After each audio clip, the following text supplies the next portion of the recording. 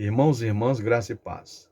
Vamos refletir o texto de Marcos 10, do 41 ao 45, que diz o seguinte: Ouvindo isto, indignaram-se os 10 contra Tiago e João.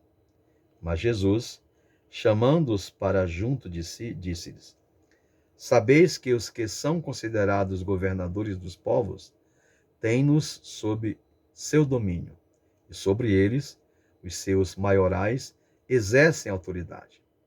Mas entre vós não é assim, pelo contrário. Quem quiser tornar-se grande entre vós, será este o que vos sirva. E quem quiser ser o primeiro entre vós, será servo de todos. Pois o próprio Filho do Homem não veio para ser servido, mas para servir e dar a sua vida em resgate por muitos. Escolhi esse texto para nossa reflexão, irmãos, porque nele Jesus nos ensina sobre poder e autoridade. O que aconteceu antes?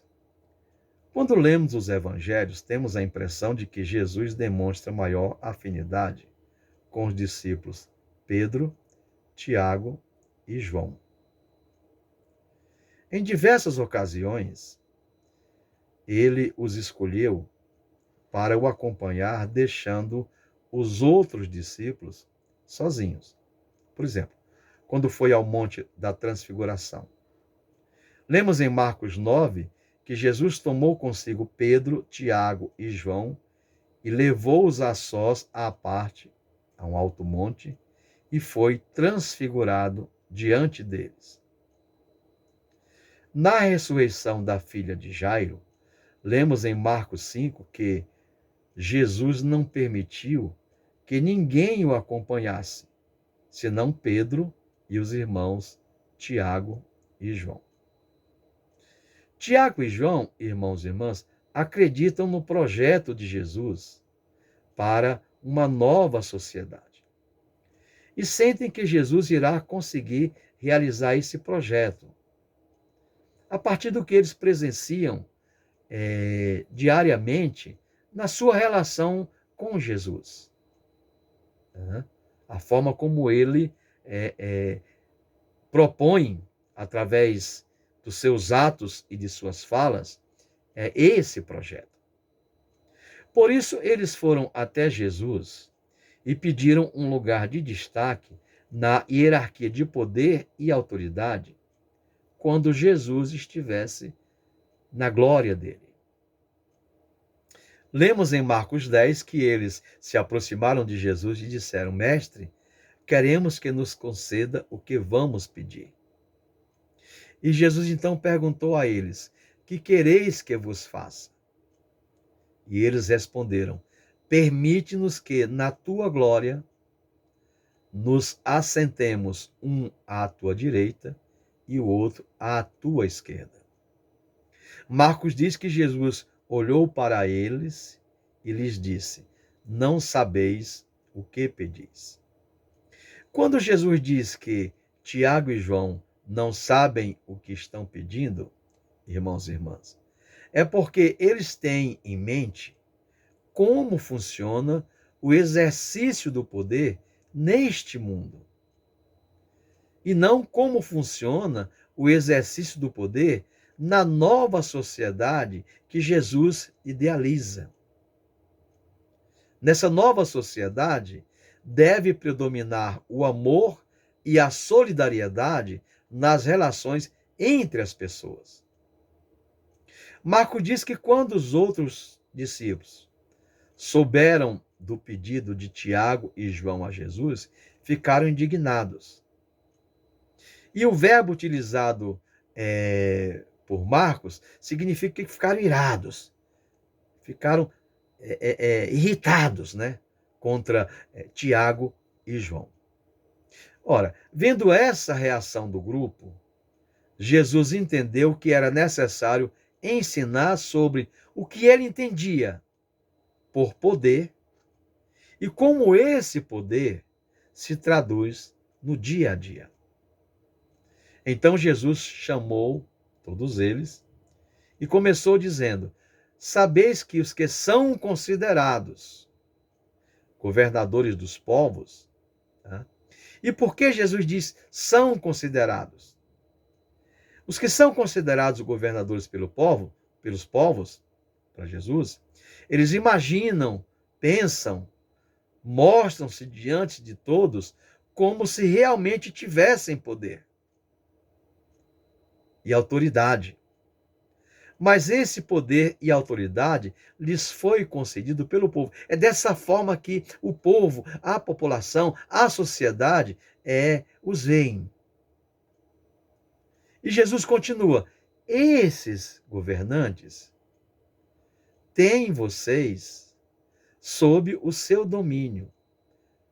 Por quê? Porque a autoridade e o poder que eles possuem, que eles exercem sobre vocês, é baseado na opressão e na dominação. E opressão e dominação são contrárias à liberdade e à vida que Jesus quer lhes proporcionar. Como os judeus viviam há anos sob o jugo dos romanos e eram tratados como escravos, compreenderam muito bem o que Jesus estava dizendo, pois se sentiam oprimidos e injustiçados como cidadãos e como seres humanos.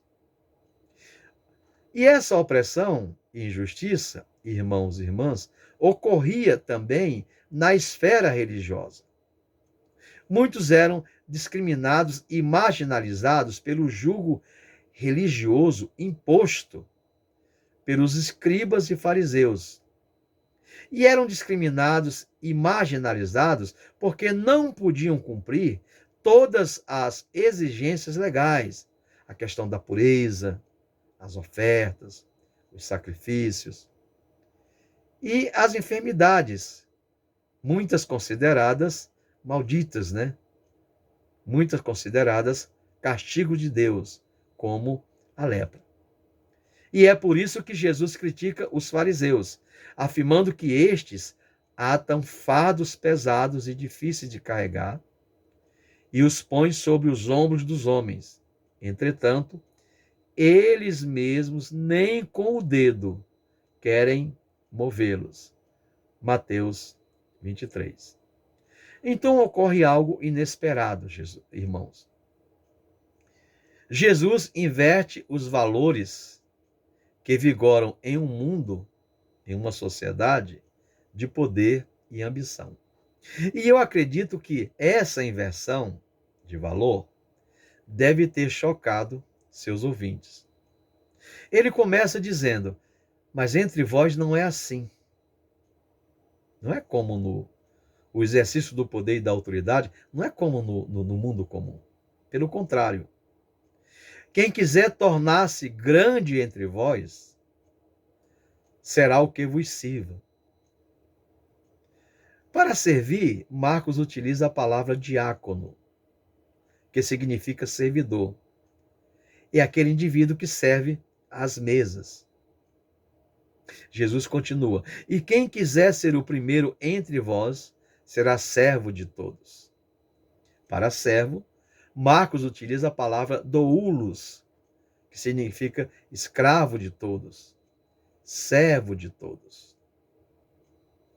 Portanto, irmãos e irmãs, para ser o primeiro, não basta servir aos outros como um diácono, mas é necessário estar disposto a ser escravo de todos.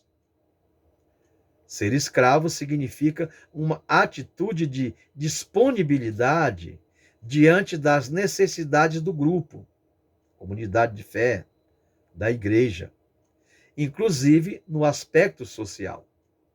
Portanto, na nova sociedade que Jesus idealiza, para ser grande, para ter poder, é preciso se tornar servidor dos outros. A atitude de servir é oposta à de domínio, pois servir está em uma relação de dependência. O poder não é um simples exercício de autoridade na nova sociedade que Jesus propõe. Para Jesus, o poder é a qualificação para o serviço. E essa qualificação para o serviço se manifesta na entrega de si mesmo para o bem comum, para o bem de todos, para o bem da comunidade de fé. Jesus então olha para todos os irmãos e se coloca como alguém que está entre eles como quem serve e não como quem é servido. No versículo 45. Ele diz: o filho do homem não veio para ser servido, mas para servir. E mais ainda, o filho do homem veio dar a sua vida em resgate de muitos. Dar a vida, ou seja, o maior serviço que se pode prestar para Jesus é entregar a própria vida. E quando Jesus diz em resgate de muitos, é porque ele veio pagar o resgate de cada um de nós, que éramos escravos do pecado. Foi no lugar de muitos que ele sofreu uma morte expiatória, e não só no lugar dos discípulos. Com essas palavras, irmãos e irmãs, Jesus mostra que estava preparado para morrer quando foi para Jerusalém. Ele não foi surpreendido, nem morto por acidente, mas se entregou à morte. E esse foi o preço do resgate que ele pagou pelos nossos pecados. O que Jesus quer nos ensinar, irmãos e irmãs? Jesus nos ensina que aquele que mais serve aos outros e que mais se humilha é o primeiro, é o maior, é o que tem maior poder e autoridade. Desejar ter poder e autoridade não é proibido. Jesus não proíbe. Nem também considera um pecado em si mesmo. O que Jesus nos ensina é que, seja no mundo secular, seja em nossa comunidade de fé, em nossa igreja, o poder deve nos comprometer com o serviço e o bem-estar dos outros. E quanto mais servimos, maior é o poder e a autoridade de Deus em nossas vidas. Gostaria de terminar lendo em João 13, o lava-pés. Esse fato ocorreu antes da Páscoa. Jesus sabia que seria morto logo em seguida, e durante a ceia ele levantou-se e lavou os pés dos discípulos. Diz o texto de João: depois de lhes ter lavado os pés, tomou as vestes e, voltando à mesa, perguntou-lhes: compreendeis o que vos fiz? Vós me chamais de mestre e o Senhor, e dizeis bem, porque eu o sou. Ora, se eu, sendo o Senhor e o mestre, vos lavei os pés, também vós deveis lavar os pés uns dos outros.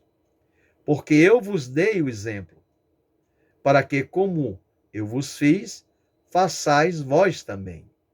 Em verdade vos digo, que o servo não é maior do que seu senhor, nem o enviado maior do que aquele que o enviou.